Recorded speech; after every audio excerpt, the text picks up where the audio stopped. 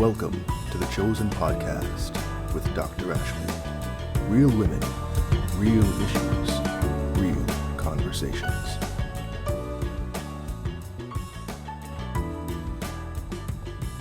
What's up, y'all? Dr. Ashley here, and welcome to the Chosen Podcast, okay? So today, we're talking about burnout. I know, I heard all of you clutch your pearls.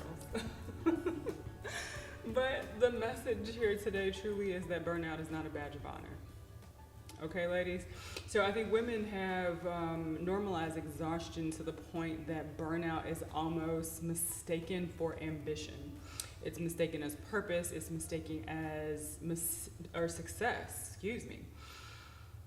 I think we live in a culture where women almost brag about how exhausted they are. You know, I don't know if this is a theme in any of your friend groups or conversations that you find yourself in, but I hear women say all the time, I'm running on fumes. I hear women say, I have not sat down all day. I'm exhausted. I'm literally doing everything, this, that, and the other. I remember one of my girlfriends and I used to check in with each other in the mornings, like, hey girl, what all you got going on today? And it was almost like, girl, I'm doing this and this and this, and we would send each other these laundry lists of to-do items, and then it's like, get it girl, you got this. So part of it was us cheering each other on, but I think a big part of it was feeling like we are not valuable if we are not busy or productive. And we're gonna get back to that. But I'm curious, and I would love for y'all to tell me in the comments, how often do you find yourself saying, I am exhausted, I'm worn out, I'm tired, I don't have it today, I'm literally running on fumes, all those things that I said. How many times in a week do you find yourself saying that? And how many times do you actually feel that way? Or is that just your habit? I have found myself saying, how you doing? I'm all right, I'm just tired. And then I think later, why did I say that? I might be a little tired, but how am I actually doing? I'm actually fine. I'm doing well. I'm got a lot going on. It doesn't mean that we have to be Pollyanna and always give the fake, excited, life is great answer when someone asks you how you're doing, but we also shouldn't always give the woe is me answer either. So think about it. I want you to kind of check yourself, or at least be aware. How do you respond when someone asks how you're doing? What are the words that you say? Is it a routine, just the thing that you say naturally? It just comes out, I'm tired, or I'm good, I'm tired, I'm worn out. Oh, I'm irritated. These kids, this husband, is that routine? Is it always true? Or is that what we're choosing to focus on in the moment? I don't know, but I do think we tend to say these things a lot, and we mean them a lot too. So I think that a lot of times we glorify burnout, and not necessarily calling it that. We tend to be conditioned to believe that productivity is somehow tied to our worth.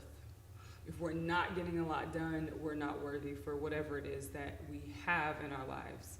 We aren't worthy to, we can't call ourselves a good mom or a good partner or a good businesswoman or a good employee, a good manager, boss, whatever, if we are not uber productive.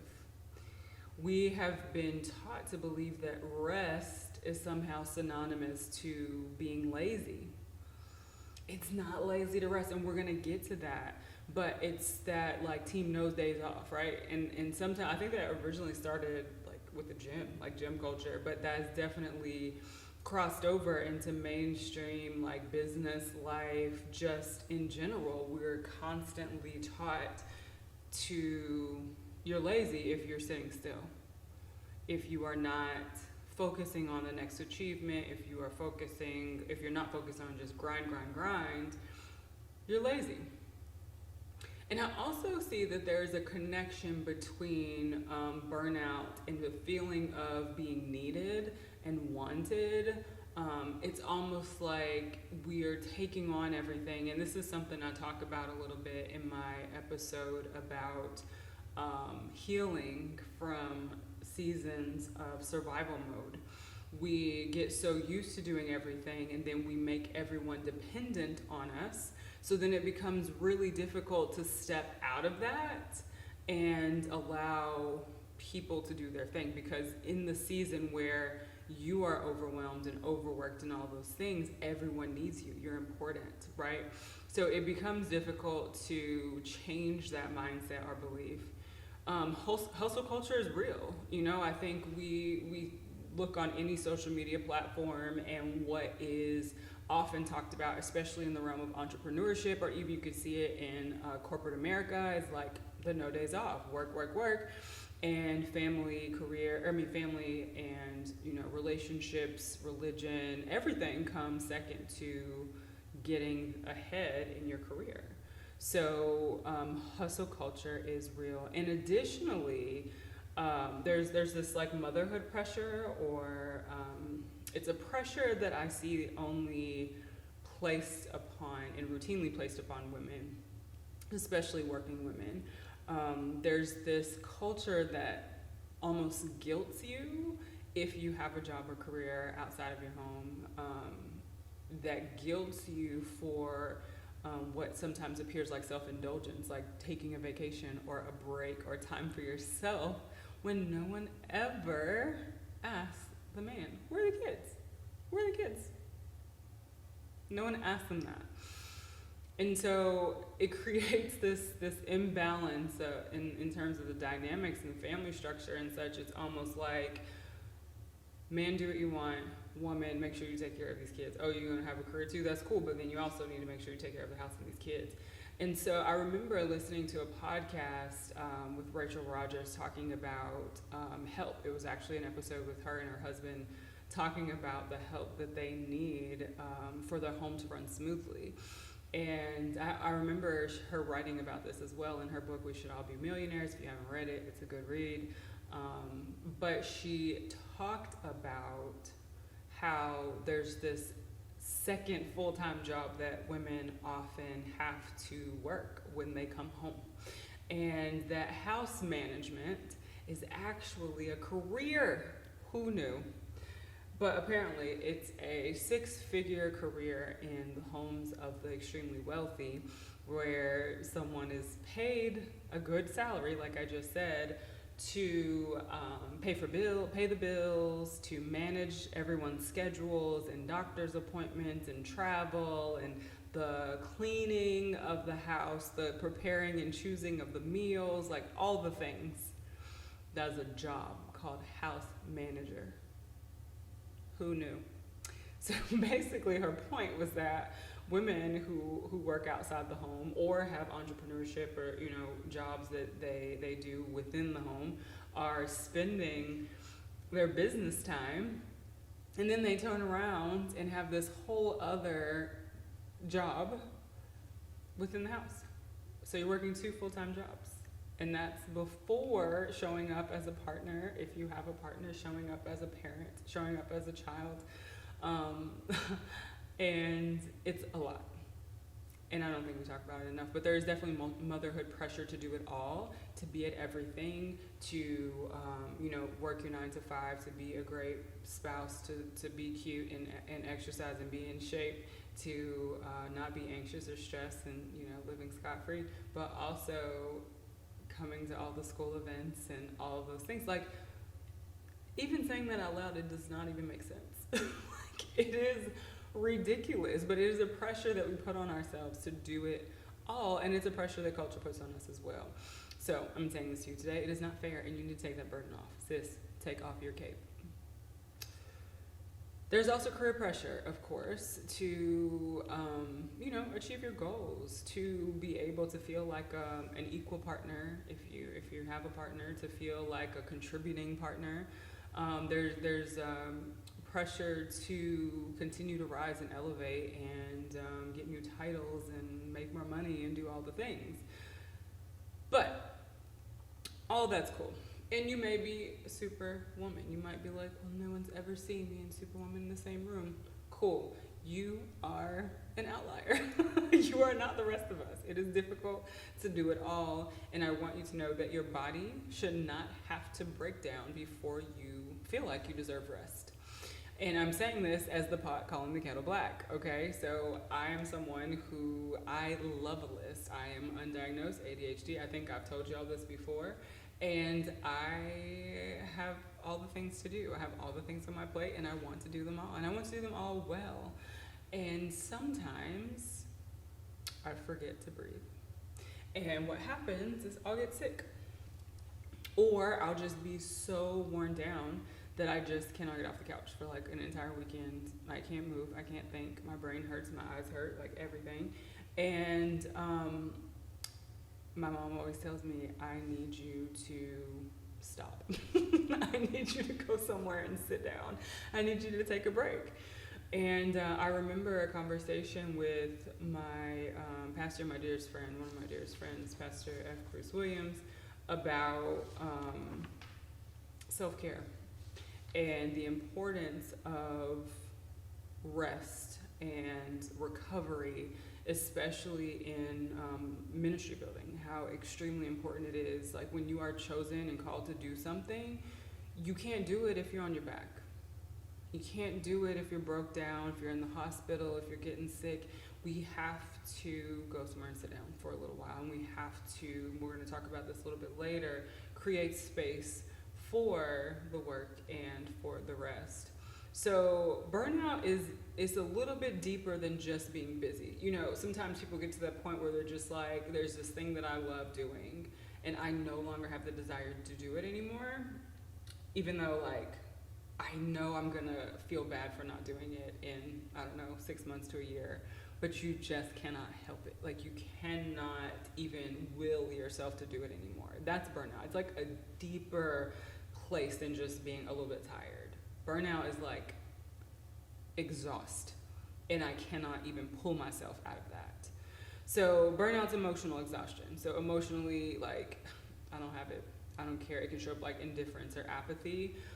It's when your nervous system is overloaded, and that has you in this like heightened state of awareness at all times, and you just cannot exhale. It can look like spiritual depletion. You know, sometimes there's like things that are going on in your life so much, and someone's like, well, have you prayed about it? And you're like, I don't even have it in me to pray. Like, I don't even have words to say. That is a type of burnout. It can show up like chronic stress. We're going to talk about symptoms here in a bit, but chronically stressed, like you just cannot turn it off. And it can show up like hormonal dysregulation. And you all that know me know that hormones are my thing, and helping women fix them naturally is my thing. But you cannot fix a dysregulated endocrine system if you refuse to sit down.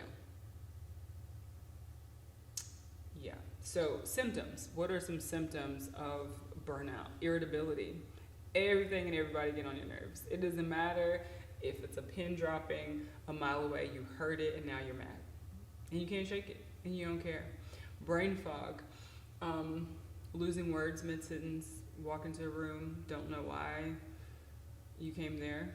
My kid's favorite, me leaving my phone in the pantry or the refrigerator, stuff like that. Just not able to have clear thoughts, not able to feel mentally coherent and feel like you're as sharp as you are normally. Numbness, that can feel like I just don't feel anything. I have no emotion. It's apathetic, right? That definitely can be a symptom. Exhaustion, of course, we've talked about. Lack of joy, we've talked about as well. Resentment is a big one, because now you've worked yourself to death, and you're looking at the people who maybe took it a little bit easier and outliving their lives. People that took breaks, that took those vacation and used those hours. Looking at people who were willing to ask for help. The people that are just indifferent are okay with some things not getting done or not being done perfectly. You start to resent them. And that could even be people within your own house. You resent the fact that you're carrying this load and it's unequally yoked to you. Sometimes a symptom of burnout is chest pain. I remember one job that I was working, and my manager was awful. She ain't like me, y'all. Like, not at all. And I think most of you've gotten to know me pretty well. It hurt my feelings a lot. Like, I didn't know why I was working my butt off. I was working extra hours. I was taking my computer home, doing everything that I needed to do outside of sacrificing my entire life. And it was not good enough. I literally had chest pain from the time I got to work to the time I left every single day. Devastating. A symptom could be headaches. You get these headaches every day. Maybe you're forgetting to eat. Maybe you're not drinking enough. And it's the self-care that is leading to that. But all of that is connected to burnout. Feeling this like sick feeling, nauseous, like, oh, all the time. That is connected to burnout. Not sleeping or sleeping too much. Those are burnout symptoms. And it's something that I have to remind people, especially clients, that your body's not betraying you. It's trying to communicate a message that you are currently unwilling to hear. It's trying to tell you, hey, Ash, I need a break. I need you to take 5. I need us to take a weekend and go to Berea and breathe in the mountains. I need you to sit down. I need you to drink water. I need you to move. But I really think the deeper problem is a lot of us don't know who we are without productivity. We kind of have this addiction to achieving. I'm like that. Me and a friend of mine, her name is Mo. Shout out to Mo Money. We're like super type A. We just go, do. And by the time we finish one thing, it's like eyes on the next prize. Let's go. So we don't often just stop to smell the roses. Like, it becomes really difficult to detach from this life that you've created. So then we also, overfunction, like overwork ourselves, we overcommit, and that makes it really difficult to stop, because it does feel good. It feels good when you feel useful, when you feel productive, when you feel like you're needed and desired because you do a good job at whatever it is that you're doing. But the deep question that I want you to ask yourself is, would you still feel valuable if you stopped producing? Would you? Would you feel like you've lost your purpose? Would you feel like you're unworthy? Or like, how would that make you feel if you just stopped producing? Not forever even, maybe for a season. I believe in the Japanese principle of ikigai, when they see all these centurions and people that live forever, is because they have purpose. They may not go to work, they don't work themselves into retirement and then just stop and then die. They continue with some level of community and purpose, whether that's even in their community gardens and stuff. It's a great book, pick it up. But that piece really matters. But I think in this country and in Western culture, we're taught to work, and then eventually we hit retirement age and we just stop. Of course our bodies stop too. It's not used to that. We've taught it for decades how to be in overdrive. We've never taught it how to rest. We've never taught how to recover. We've never taught our bodies how to have any sort of balance. So rest is also spiritual. And we need to connect to that. God rested, Jesus withdrew, Sabbath is a thing for a reason. Do you have one?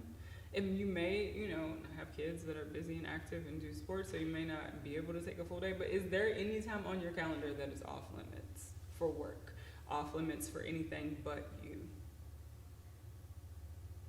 I think it's important to create rhythms of running and then resting and recovering. So, and those can be in sprints, like a sprint of like a month or 2 months where you just grind, and then you come up for air. In any business, I think it's important to create those cycles, because otherwise you burn out. This, burnout and in the way that we work is also a lesson in stewardship. we might be working because we don't want to not be stewarding our gifts well. But how are we stewarding our bodies?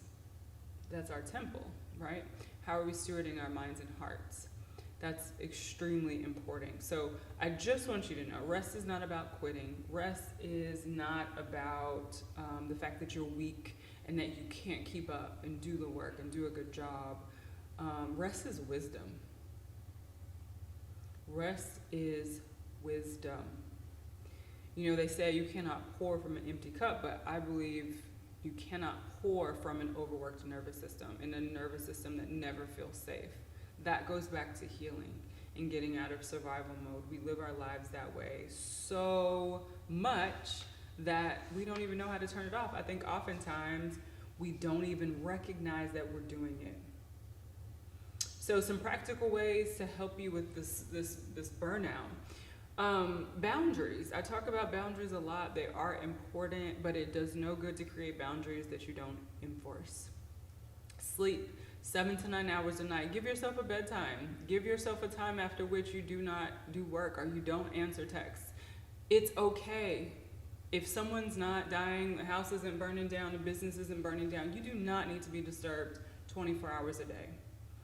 One thing that I've been working on, especially in this year, is there are certain hours after which I'm not responding on my phone unless I just want to. Like, especially if it's work stuff, if it's anything business related. If I see it after like 8:30, probably not gonna respond till tomorrow. And sometimes it might take me a couple of days, and I used to feel so guilty about that. But what I realized is me trying to respond to every notification on my phone was driving me crazy. It burnt me out from my practice. It will burn you out of your life. And I also realized I didn't want to be constantly like trying to do things like with the family, with the husband, and stuck to my cell phone. So that do not disturb feature is there for a reason. Set it, put it, so you don't even have to think about it in the day of. Set it. Mine goes off at 9:30 where I don't have any notifications until 7. So if I just so happen to pick up my phone and you just so happen to text me and I just so happen to feel like responding, I'll do it. Otherwise, it'll probably be the next day or the day after, and that just has to be okay. Slowing down, getting you some nervous system some support, and that could be asking for help. That could be scheduling time that is just for you to do some deep work, some reflection time, some work on the things that you want to work on, time that is just alone for you to be, in your head and have your own mental free time. Mental health days are important. Take them at least once a month. And reconnecting with joy. What is it that you love? What do you have fun doing? I think as the more we adult, the more roles that we take on, mom, wife, partner, career, woman, like all of these different roles and hats that we tend to wear, we stop having fun. Sometimes I remember asking myself at one point, what do you like to do? Like, what makes you happy? And I couldn't answer.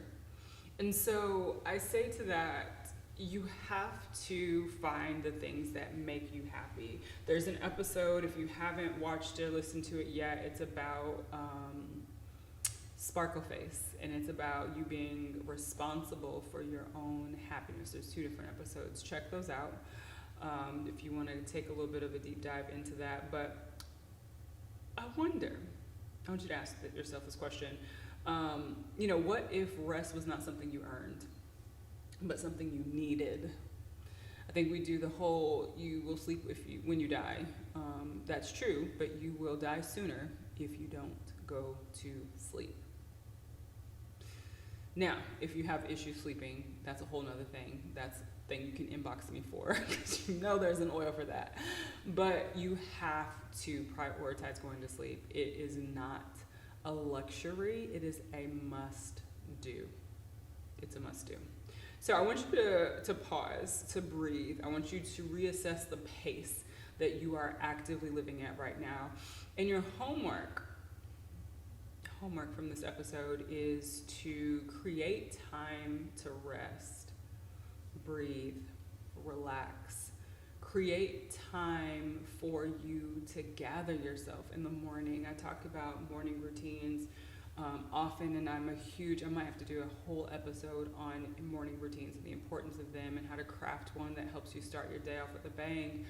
But it matters how you start your day. It matters how you end your day for the sake of your mental health. It really does. And in starting your day with a good morning routine, with a plan for your day, helps you not to feel so ragged, helps you not to feel like you're running around like a chicken with my head cut off. Those things matter. The little things that you put into your schedule. I think I've talked to you guys before about my monthly floating practice. It has to go on the schedule some way, somehow. The deep work time, 4 hours, it's at least from the time I drop the kids off at school, at least until 1 or 2 o'clock in the afternoon. Deep work time, reflection. Am I on the right path? Am I moving in the direction that I thought I wanted to move? Do I need to shift something? Is it a gentle shift? Is it a hard left? Like those types of things we don't get to think about when we just hustle and move. Are you happy? Is there something in your life that's making you deeply unhappy or making you question yourself or your worth? Sometimes we just are too busy to deal with it.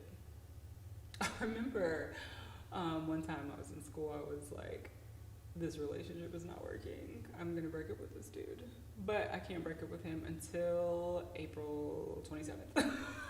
Because it was like the end of the semester. I'm like, I don't have the capacity to deal with what all is going to come from this, but I know it has to happen. Like we do that all the time in our lives. We just go, and we just get settled and unsettled and comfortable in situations that we don't deserve to be in, we don't desire to be in, but we're too busy to actually make change.